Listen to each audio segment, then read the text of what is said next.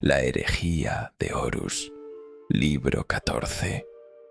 Próspero en llamas. Antes de la traición hubo obediencia. Antes del rugido hubo silencio. Y antes de la caída de Próspero hubo un juicio sin palabras. Esta es la historia de una guerra que nunca fue declarada. Un castigo que se disfraza de lealtad. Una verdad tan peligrosa que debía ser enterrada con fuego. Próspero en llamas no es una historia de traidores. Es la crónica de cómo el imperio mató a sus propios hijos por el crimen de saber demasiado. Dan Abnett nos lo cuenta desde los ojos de un humano, Kaspar Hauser, un erudito atrapado entre dioses, un testigo, un cronista, un mártir que no morirá, pero tampoco volverá a hablar igual. Aquí no hay buenos ni malos, solo hay órdenes que se cumplen y consecuencias que nadie quiso mirar. Porque cuando el emperador ordenó borrar a los 1000 hijos, lo que de verdad quería destruir era la memoria. Bloque 1. El cuerpo del lobo. Todo empieza con la niebla. No hay lugar, no hay tiempo, solo una conciencia que flota. Kaspar Hauser narra desde un espacio intermedio entre la vida y la muerte. Tiene visiones de fuego, nombres olvidados, bestias de hielo. La voz que nos guía no es la de un guerrero, ni la de un traidor. Es la de un hombre común atrapado entre mitos. Y entre esas brumas, solo una certeza. Él fue testigo. Y no de una victoria, sino de una traición disfrazada de deber. Porque a veces, recordar no es un privilegio, es una condena. Antes del sueño, hubo una vida. Kaspar era rememorador, un estudioso, cronista de la Gran Cruzada. No llevaba espada, sino pluma. Su trabajo era documentar lo que otros destruían. Había visto mundos caer y civilizaciones nacer, siempre desde la distancia cómoda del observador. Amaba las historias, las palabras, y creía, ingenuamente, que el imperio era un faro de razón. No sabía que pronto se encontraría en el corazón de su mayor contradicción: los lobos espaciales. Y que ellos no lo querían como cronista, lo querían como testigo. Su primer contacto fue salvaje, literalmente. Un lobo espacial lo acechó, lo evaluó, lo derribó. Kaspar despertó en una nave sin saber si era prisionero o invitado. Le dijeron que había sido elegido, no para morir, para acompañar, para ver. Los lobos querían que alguien contara su historia, no como el imperio la contaría, sino como debía ser contada. Su función no era militar, era espiritual. Sería un Skjald, un cronista ritual, y mientras procesaba su nuevo papel, ya estaban en ruta hacia una nueva misión, una que nadie quería narrar. La Sexta Legión no es como las demás. No marchan con himnos ni saludan con protocolos. Se ríen fuerte, huelen a bestia. Se llaman a sí mismos hijos de Fenris, pero son más que bárbaros. Bajo la piel tatuada y las cicatrices hay inteligencia feroz, astucia brutal y fe profunda. Creen en augurios, en presagios, en señales que otros ridiculizan. Para el imperio son ejecutores, para ellos mismos son guardianes de algo más antiguo. Y Kaspar empieza a notar que, aunque lo invitaron, no pertenece. Está allí como una figura simbólica, pero también como experimento. Fenris no perdona al débil, pero tampoco olvida al que resiste. Kaspar sobrevive a su llegada. Es puesto a prueba, físicamente, mentalmente, espiritualmente. Cada guerrero lo examina. No buscan fuerza, sino integridad. Ver si puede mirar sin parpadear, si puede recordar sin romperse. Entre el hielo y el acero, Empieza a ganarse un lugar. No el respeto, pero sí la aceptación. Le dan un nuevo nombre, le cuentan mitos. Y poco a poco, Casper entiende que los lobos tienen su propio lenguaje. Una manera de ver la galaxia que no encaja con la lógica imperial, pero que de algún modo funciona. Casper finalmente conoce a Leman Russ, no como emperador, ni como figura mítica, sino como animal enjaulado. El primarca es un ser feroz, directo, sin paciencia para adornos, pero también es reflexivo en sus silencios. Lo observa, lo interroga sin preguntas. Casper siente que está ante una criatura que no obedece leyes humanas. Russ lo acepta sin entusiasmo, pero con intención. Alguien tiene que contar esto, dice, incluso si no hay nadie que quiera oírlo. Para Casper, esa frase será el principio del fin, porque contar no es neutral, y lo que va a narrar no lo salvará. La Legión parte hacia una misión aparentemente sencilla: sofocar disturbios en un mundo de frontera. Pero lo que Casper presencia no es una campaña, es una caza. La guerra de los lobos no tiene discursos ni protocolos. Tiene sangre, dientes y fuego. No purifican, exterminan, y lo hacen sin dudar. Casper intenta entender, pregunta, pero nadie responde con lógica imperial, solo con metáforas. El árbol enfermo debe ser talado. El aullido alerta, pero también sentencia. Lo que para Terra sería un problema administrativo, para los lobos es un juicio espiritual. Y Casper empieza a preguntarse quién define el bien y el mal. Una noche, Casper es despertado por sonidos. Sigue a un grupo de astartes y presencia un ritual. No es imperial. No es imperial en absoluto. Hay símbolos rúnicos, fuego, cantos antiguos. Ve a Russ participando, no como comandante, sino como chamán. El Warp está presente, pero no domina. Se invoca algo, se pide algo, y Casper entiende que los lobos no niegan lo sobrenatural. Lo enfrentan, lo canalizan. No son ateos, son paganos funcionales. Y eso los convierte en herejes o en sabios. No lo sabe aún, pero empieza a entender por qué el imperio los tolera y los teme. Casper comienza a escribir sus crónicas, pero lo que pone en palabras no encaja con lo que había aprendido como rememorador. No puede explicar la naturaleza de la Sexta sin traicionar las doctrinas imperiales. Tampoco puede callar sin traicionarse a sí mismo. Consulta a los lobos, pregunta, pero las respuestas no llegan, o llegan en forma de proverbios. Russ le dice: lo importante no es lo que veas, es lo que recuerdes.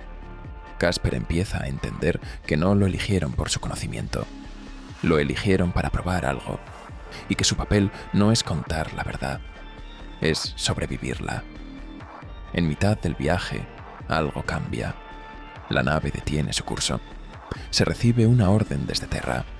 No hay anuncios, no hay discursos, solo un nuevo rumbo trazado en las estrellas. Próspero. El nombre flota en el aire como una sentencia. Nadie lo comenta, pero todos lo sienten. Los lobos se tensan.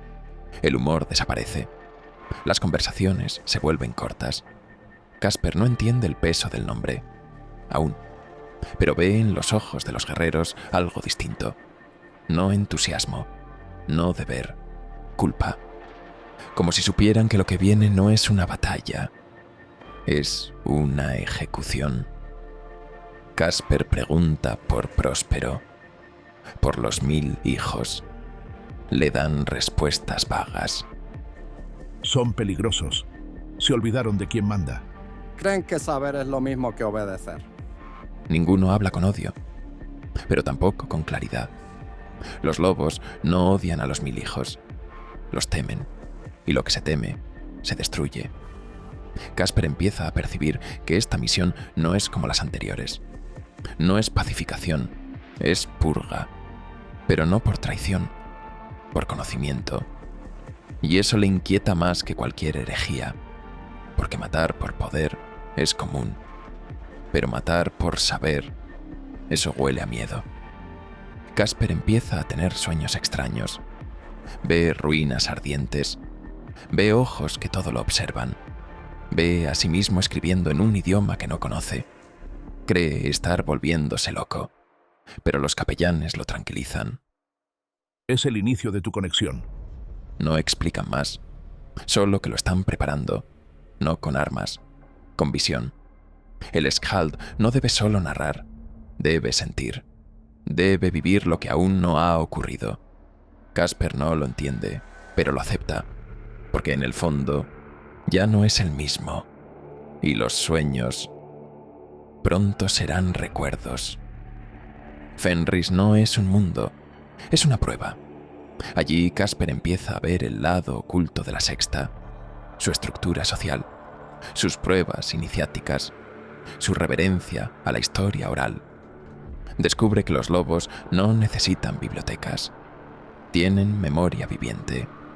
Él es parte de esa tradición ahora, y eso le confiere poder, pero también responsabilidad, porque si no escribe lo que debe, la historia muere, y si escribe lo que no debe, puede provocar una guerra. Casper camina sobre hielo, literal y figuradamente, porque en Fenris todo se congela, menos las consecuencias.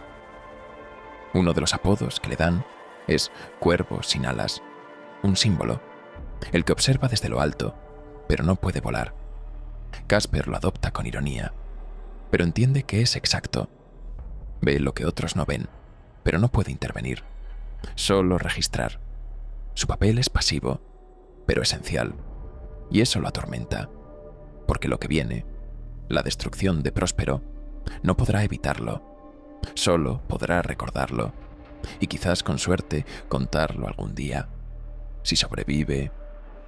El bloque cierra con una escena cargada de tensión.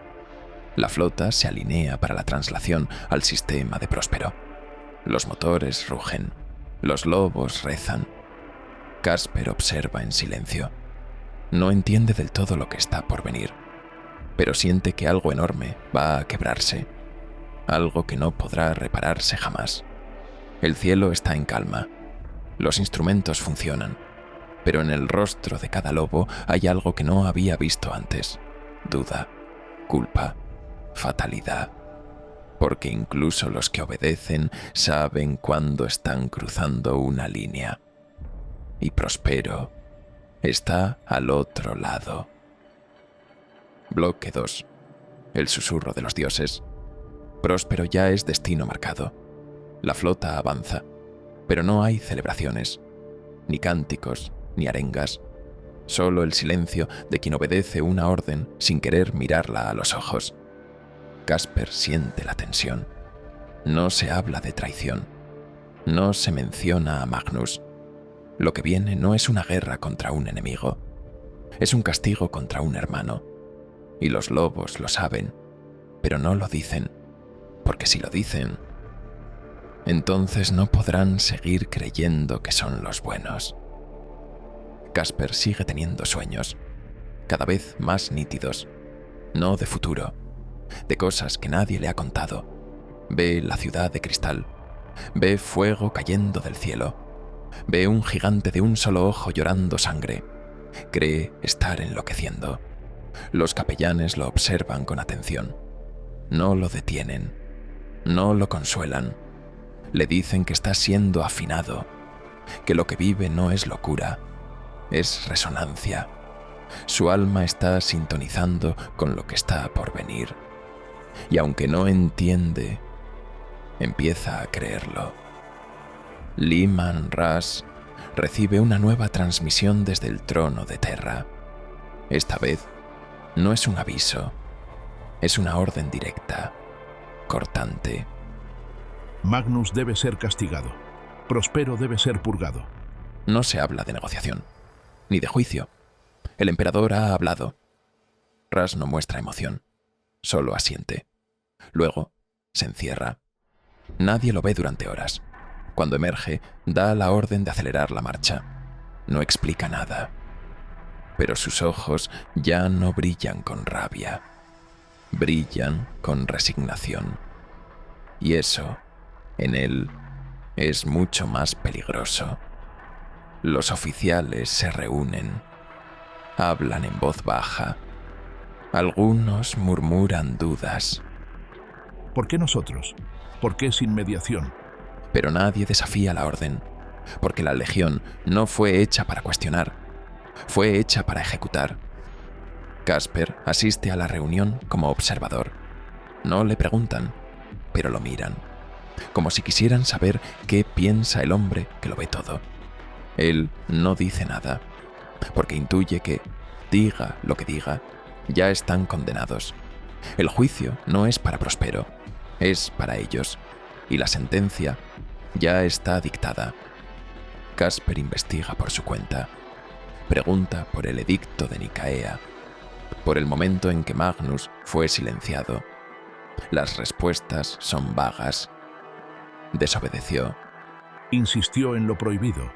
pero nada concreto. Todo suena a doctrina, a justificación. Nadie le habla del dolor, de la traición entre hermanos, de la herida política, solo del deber. Y cuanto más lo escucha, más se convence de que esto no es castigo por lo que Magnus hizo, sino por lo que representa. Porque Magnus nunca fue un enemigo, fue un espejo, y el imperio odia los espejos. Ras convoca un ritual privado. Nadie más entra, solo él, los sacerdotes rúnicos y el viejo chamán de Fenris.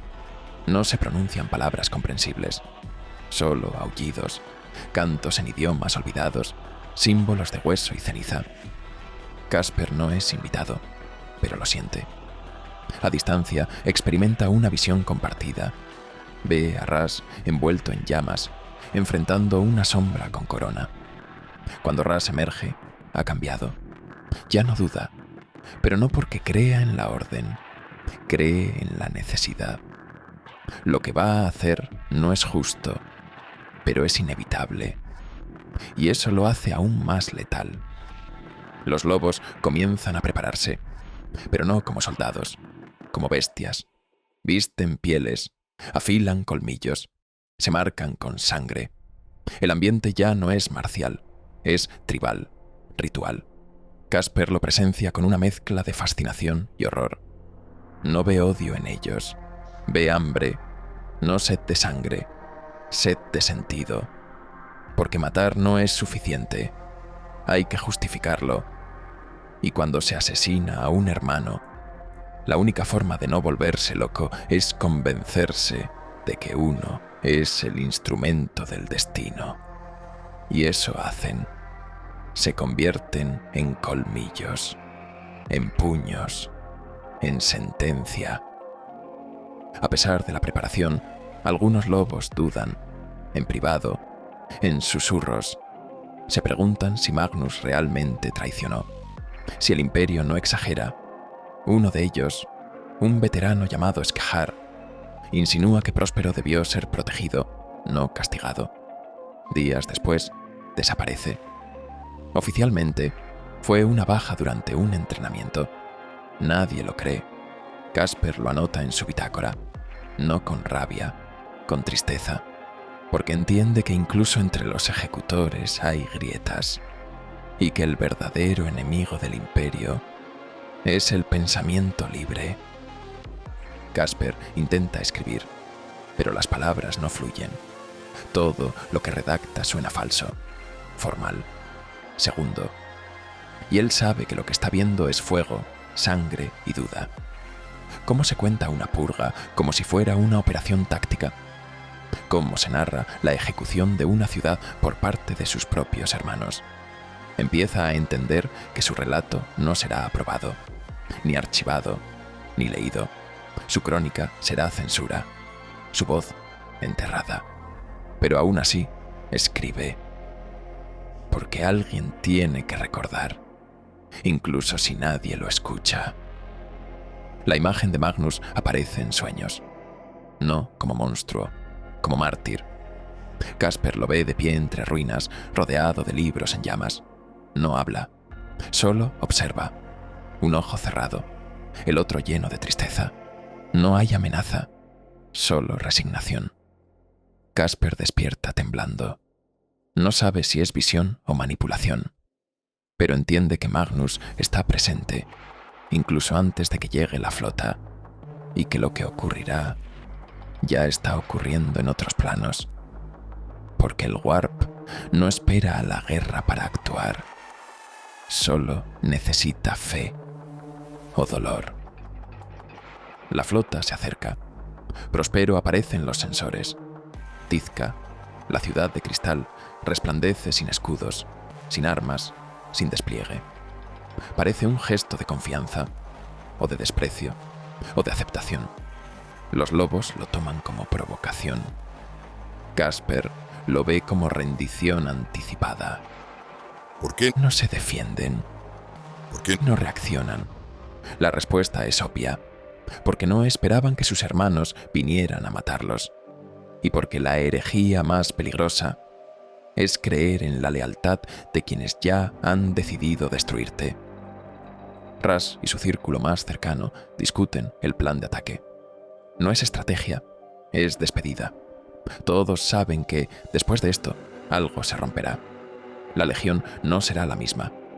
Ras lo sabe y guarda silencio. No grita, no ruge, solo da órdenes, mecánicamente, como si odiara cada palabra. Casper lo observa desde lejos. Ve al líder y al condenado, porque incluso los verdugos pueden sentir culpa, especialmente cuando reconocen al condenado como hermano. Esa noche, nadie duerme. Los lobos afilan sus armas. Casper escribe sin parar. Intenta fijar cada rostro, cada palabra, cada olor, porque sabe que mañana muchos de ellos estarán muertos y otros habrán matado tanto que ya no serán los mismos.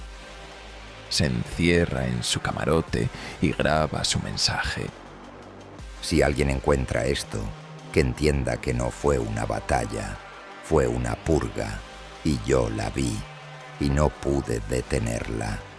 Luego, cierra los ojos y espera el amanecer, aunque sepa que el sol que llegará será de fuego.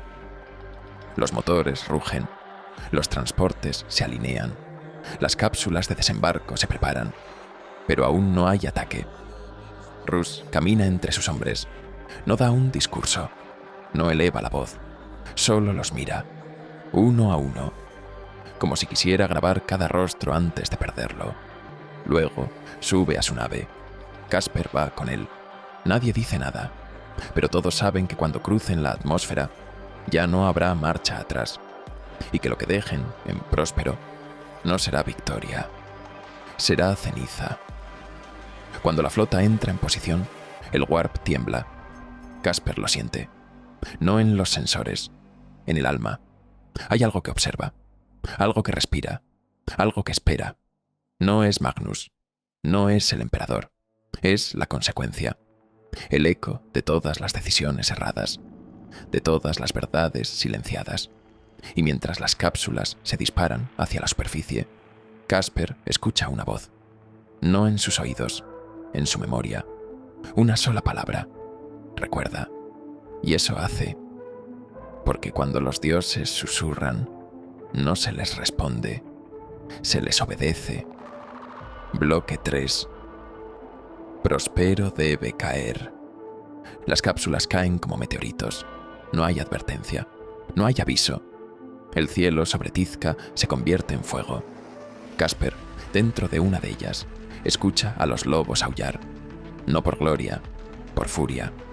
El descenso no es una maniobra militar, es un rito, como si cada impacto fuera una palabra de una profecía antigua. La ciudad brilla abajo, serena, como si aún no comprendiera que va a morir. Casper aprieta los dientes, no por miedo, por vergüenza, porque sabe que está cayendo sobre hermanos y que eso no tiene redención.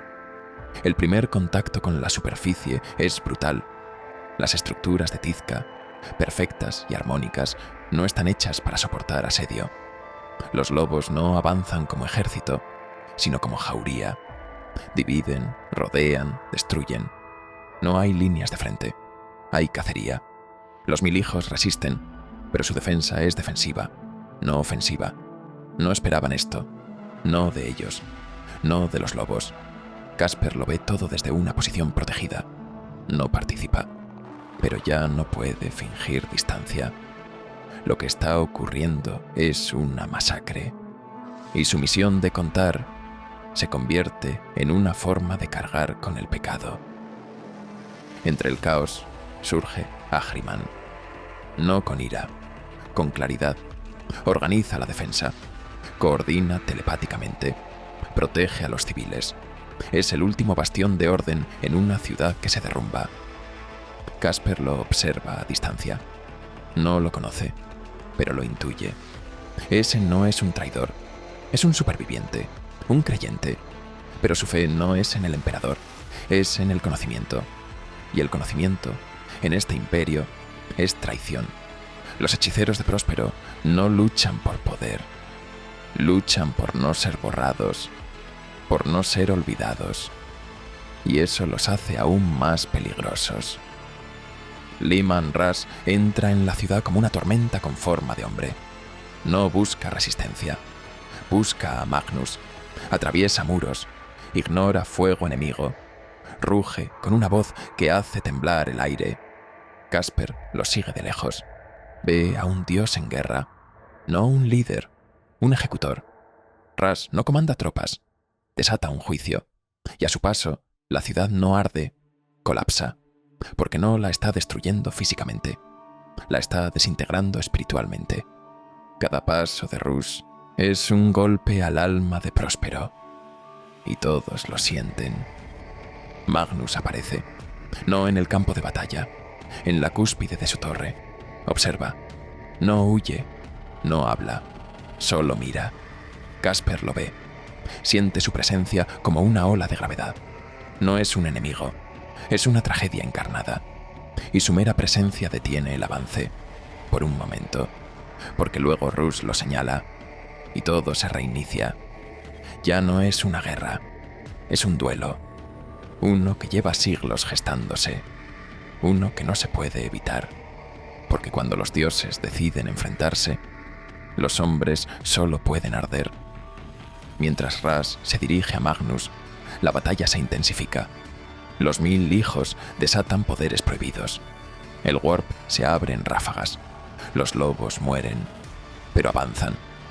Casper ve cómo los hechiceros resisten no solo con fuerza, sino con desesperación. Cada hechizo es un intento de preservar su legado. Cada baja, un pedazo de su historia. Tizca no es una ciudad, es una biblioteca viviente. Y cada misil que la golpea quema un capítulo. Casper grita. Nadie lo escucha. La guerra ya no puede ser detenida, solo registrada. Russ alcanza la torre. No entra por la puerta, la atraviesa. Magnus lo espera en la sala superior. No con ira, con resignación. No pide clemencia. No lanza el primer golpe. Solo pregunta: ¿por qué? Russ no responde, porque no lo sabe, o porque lo sabe demasiado bien. El duelo empieza. No es pelea, es castigo. Magnus resiste. Conoce los movimientos, pero no ataca con furia. Ataca con pena. Casper, desde abajo, siente la vibración del choque. No ve el combate, pero entiende que el final de la ciudad se está decidiendo en ese cuarto. Cuando la sangre de Magnus toca el suelo, la ciudad grita, no con voces, con piedra, con luz. El Warp se desborda, no como arma, sino como lamento. La realidad empieza a doblarse. Algunos lobos colapsan, otros enloquecen. Los 1000 hijos se disuelven en energía. Ahriman intenta contenerlo, pero ya es tarde. El hechizo está lanzado, no para ganar, para sobrevivir. El Rubrik se gesta en ese instante, aunque nadie lo entienda aún. Casper pierde el sentido, y cuando despierta, el mundo ya no tiene forma, solo ecos y fuego. Ross emerge de la torre, lleva el cuerpo de Magnus, o lo que queda de él. No lo muestra como trofeo, lo carga, como prueba. La batalla termina al verlo. Los 1000 hijos cesan, no por rendición, por fin. Casper lo observa. No puede escribir, no puede hablar, porque en ese instante entiende que la victoria no existe, que todo lo que ha ocurrido es pérdida, y que los dioses, si existen, acaban de perder a uno de los suyos. Tizca arde, pero no con fuego físico. Arde como arde una idea, como arde un recuerdo. Casper camina entre ruinas. Encuentra libros quemados, estatuas caídas, cuerpos sin rostro. Todo lo que era próspero está colapsando. No por el bombardeo, por el silencio. Nadie canta, nadie celebra. Los lobos recogen a sus muertos. No miran atrás. Casper sí, porque sabe que lo que ha visto no es el final de una campaña. Es el principio de una maldición. Y que su legión no saldrá intacta.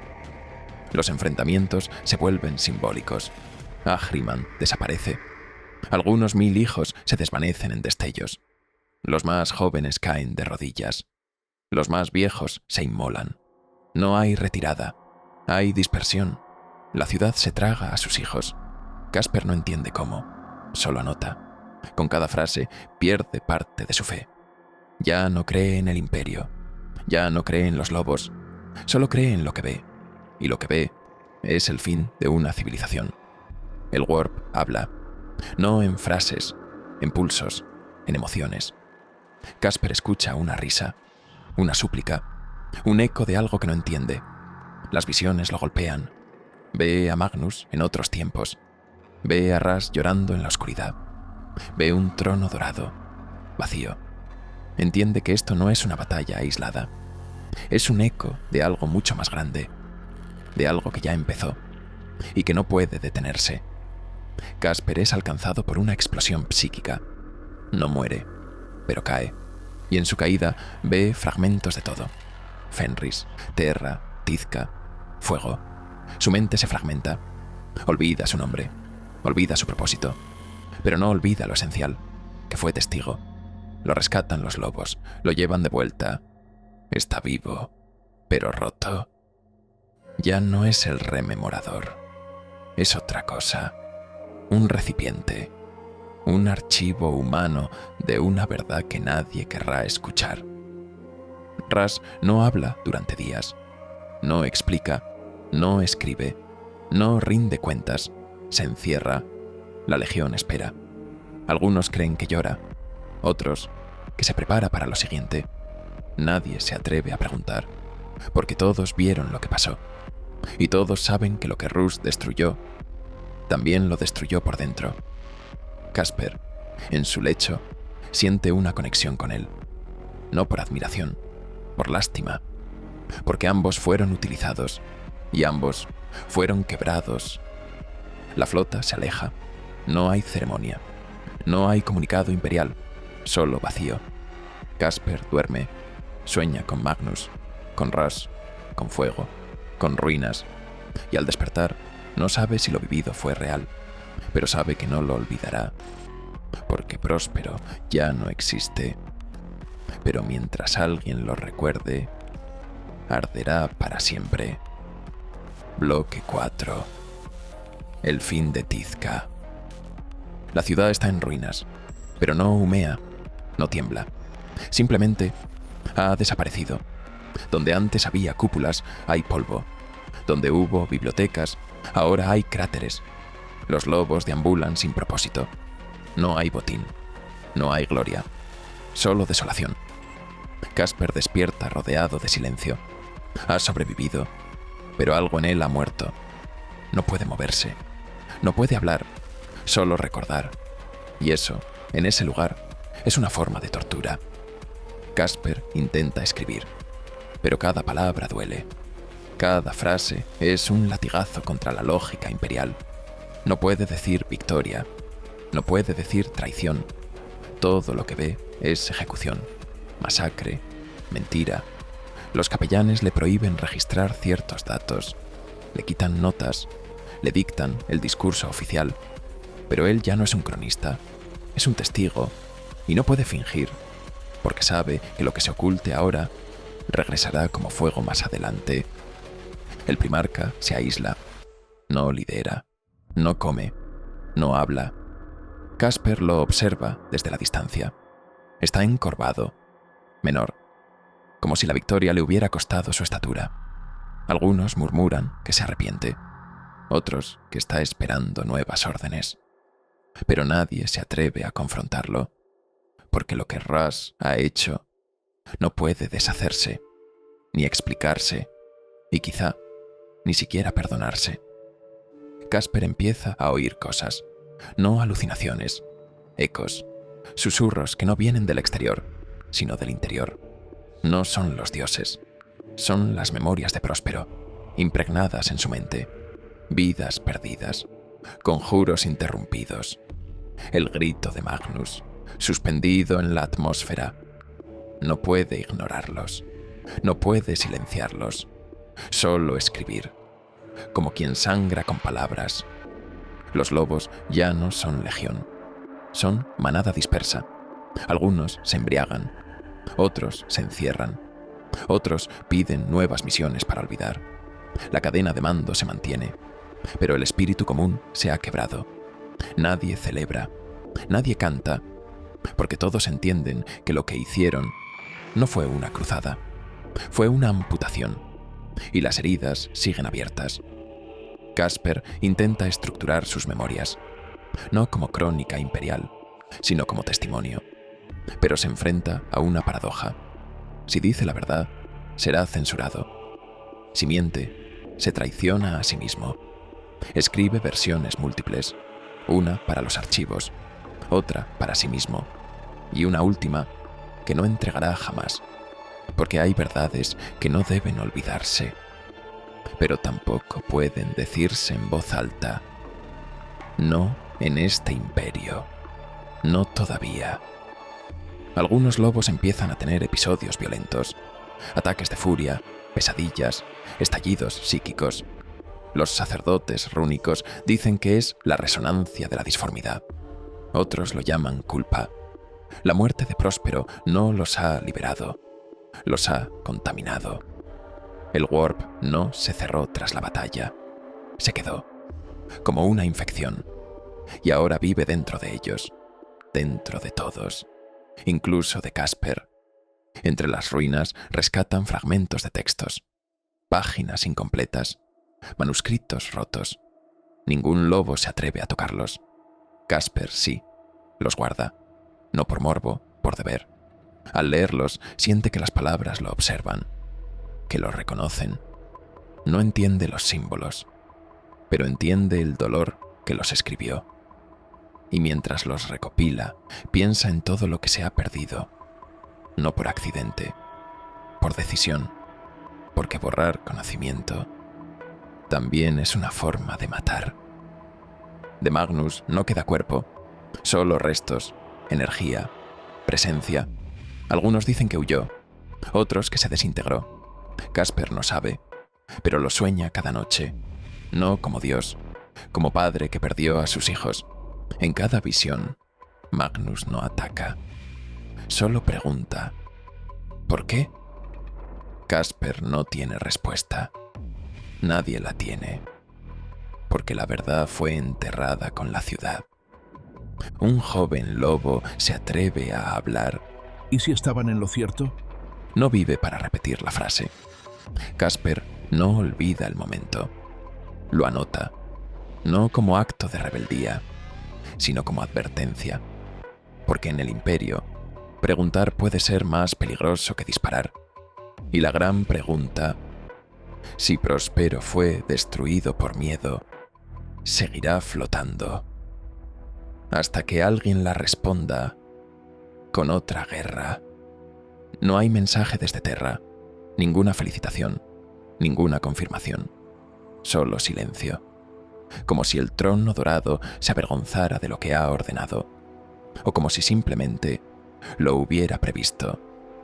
Ras no comenta, los oficiales callan, pero todos lo notan. La sensación de haber cumplido, pero no de haber servido. Y esa diferencia lo cambia todo. Casper sufre convulsiones. Su mente no distingue sueños de recuerdos. Confunde tiempos, lugares, rostros. No es locura, es fragmentación. Su alma ha absorbido demasiado.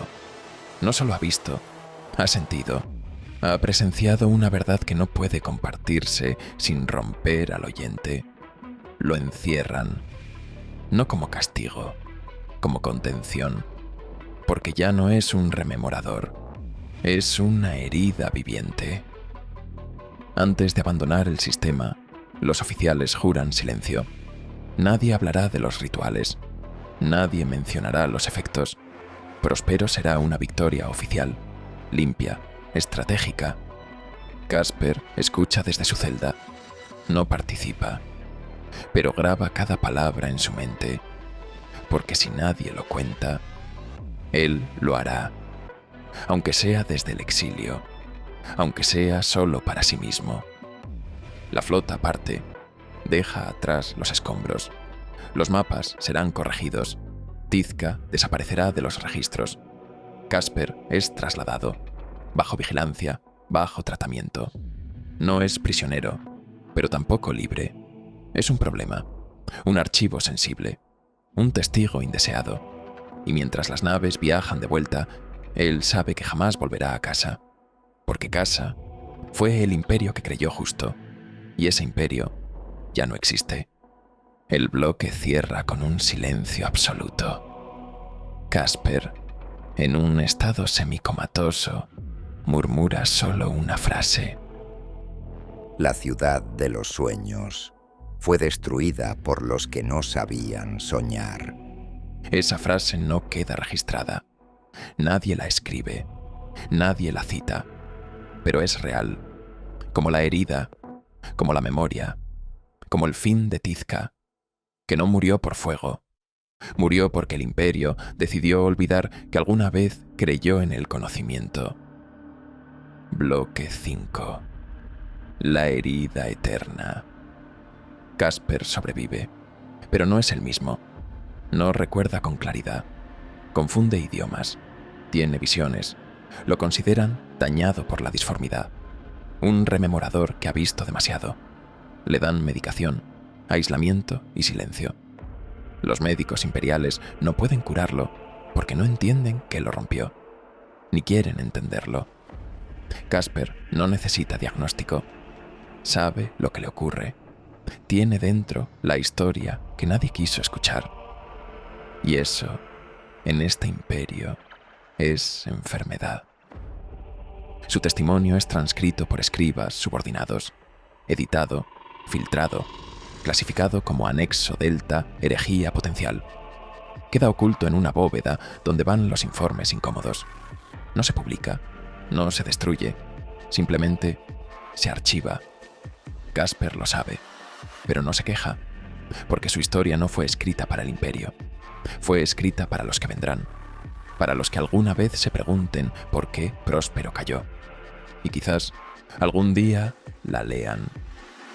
Ras regresa a Fenris, reorganiza su legión, reestructura el mando, pero no habla de Próspero, nunca, en ningún informe, en ningún discurso. Los que le preguntan reciben silencio o un gruñido. Algunos creen que se arrepiente, otros que se endureció. Casper cree otra cosa, que Ras no puede hablar, porque sabe que si lo hace, se romperá. Y los dioses del imperio no pueden mostrar culpa, porque si un primarca llora, ¿qué les queda a los hombres? En el colmillo, la fortaleza de los lobos espaciales, se erige un nuevo salón, lleno de símbolos antiguos, runas distorsionadas y vitrales rotos. No tiene nombre. Nadie entra. Dicen que es un memorial. Otros que es una prisión psíquica. Casper intuye que es un santuario para lo que quedó de Próspero dentro de ellos. No pueden admitirlo, pero tampoco pueden borrarlo, porque a veces los guerreros también construyen tumbas para las ideas que mataron. Casper vuelve a caer en coma inducido. Es más seguro, para él, para todos. Pero en su mente la historia sigue. Cada noche vuelve a Tizca, habla con Magnus, habla con Ras, ve a los 1000 hijos bailar entre cenizas. Sabe que no son sueños, son recuerdos que no quieren morir, porque los recuerdos, cuando no se dicen, se repiten. Y el Imperio, al silenciar Próspero, ha sembrado la próxima tragedia. La mayoría de los nombres que Casper escribió han sido borrados. Skjar, Ahriman, Ebena. Ninguno aparece en los registros oficiales, ni siquiera Tizca. El Imperio prefiere vacíos a verdades incómodas, pero Casper los recuerda, no como héroes o villanos, como personas, como piezas de una historia que ardió por atreverse a existir. En su mente, repite sus nombres como un rezo, porque si nadie los pronuncia, morirán del todo. Y él no lo permitirá. Nada cambia. Las naves siguen viajando. Las guerras continúan. El emperador permanece en silencio. El Imperio, como siempre, avanza como si Próspero nunca hubiera existido. Para la mayoría no pasó nada. Solo una misión cumplida. Un planeta más corregido. Casper lo ve desde la distancia y comprende que la tragedia no es la destrucción, es el olvido.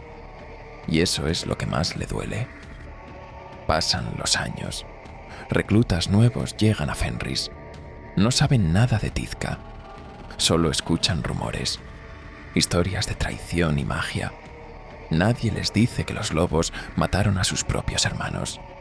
Nadie les dice que el conocimiento fue castigado con fuego. Y así, crecen creyendo en una versión limpia, heroica. Casper escucha a uno de ellos contar la historia como si fuera un cuento de gloria. Y por primera vez, llora. Ya nadie llama a Casper Skjald, solo el viejo. Algunos creen que fue un experimento fallido. Otros que enloqueció por una visión del Warp. Solo unos pocos saben que fue el único testigo neutral de la caída de Próspero.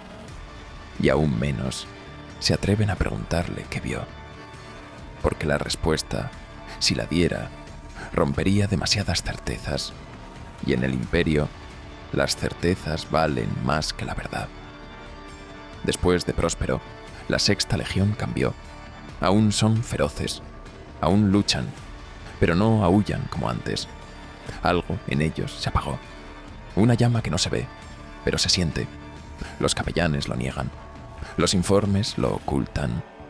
Pero Casper lo sabe, porque él sí los escuchó aullar de verdad. Y ese sonido no ha vuelto. Leman Russ, con el tiempo, empieza a desaparecer. Literalmente, se ausenta. Habla menos. Algunos creen que busca redención, otros que sigue órdenes secretas. Nadie sabe, pero Casper, desde su celda, tiene una certeza. Russ no está huyendo del enemigo, está huyendo de sí mismo. Porque ser verdugo es fácil. Vivir con ello, no tanto. Casper escribe un último texto. No lo firma, no lo entrega. Solo lo deja oculto en una cavidad del colmillo. Dentro no hay acusaciones, solo hechos, solo escenas, solo voces. Lo titula La ciudad que soñaba demasiado. No sabe si alguien lo leerá, pero lo deja allí, como una vela en una tumba sin nombre, porque las historias que no se cuentan se pudren. Años después, alguien, un joven, encuentra el manuscrito, lo lee, lo guarda, no lo denuncia, y en silencio Empieza a dudar.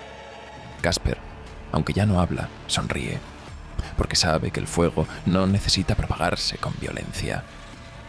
Basta con una chispa, una sola. Y en ese instante, Próspero arde otra vez. No como ruina, como idea. En los corredores del colmillo, a veces, alguien cree escuchar un cuervo. No hay cuervos en Fenris, pero el sonido está ahí, ligero, persistente. Casper no lo escucha. Ya duerme profundamente, pero su historia sigue, no como leyenda, como cicatriz, porque los imperios se construyen sobre silencios y se derrumban por las verdades que sobreviven a ellos. El bloque cierra con la imagen de Casper, anciano, dormido, con la mirada perdida. No está muerto, solo agotado. En su mente, Tizca sigue en pie. Magnus lee. Ross sonríe. La ciudad canta. Todo lo que ocurrió todavía vive en él, aunque nadie lo recuerde, aunque nadie lo diga, porque mientras alguien lo haya visto, Próspero no ha muerto, solo espera, y en el corazón del imperio aún late la herida que jamás sanará.